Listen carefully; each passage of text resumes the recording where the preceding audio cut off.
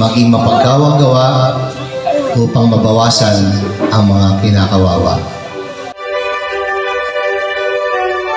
Kaya sa araw na ito, kayo, mga estudyante dito sa Tubuan Elementary School, ay tinawag upang sa pagdiriwang na ito ay maramdaman natin ang habag at awa ng Diyos.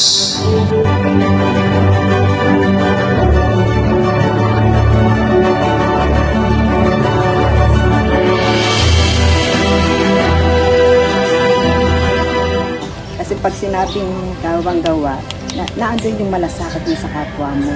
Nakikita mo yung kakulangan ng kapwa. Naandun din kasi pagka ikaw ay sensitive sa pangangailangan ng iba, naandun yung malasakit eh. At hindi dapat mawawala din pag may malasakit ka, naandun yung pagmamahal mo sa kapwa. At hindi bilang pagmamahal ay yung gusto mo siyang, halimbawa, hindi lang sa material na bagay eh.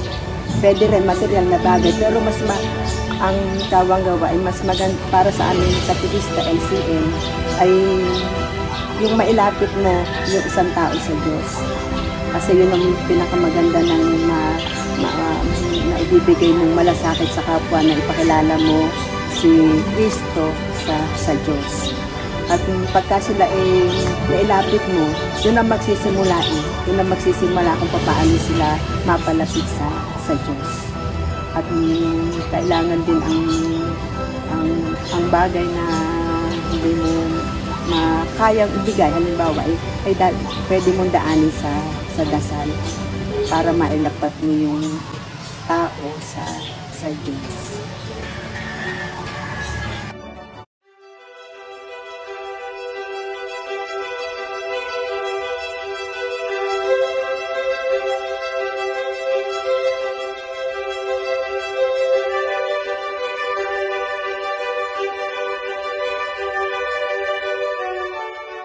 So, para sa akin kasi yung kawang gawa, sabi ng pagbibigay ng tulong sa ibang tao o sa ating kapwa. So, sinasabi na ang pusang loob para sa akin bilang Kristiyano is hindi lang about pagbibigay ng material na bagay. Like for example, pagbibigay tayo ng tulong sa mga nangangailangan or sa mga may sakit.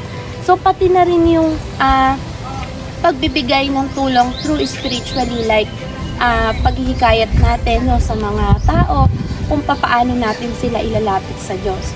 So, isang halimbawa, paghihikayat natin kung paano natin sila mahihikayat makapagsimba, or kahit yung minsang mag-meditate.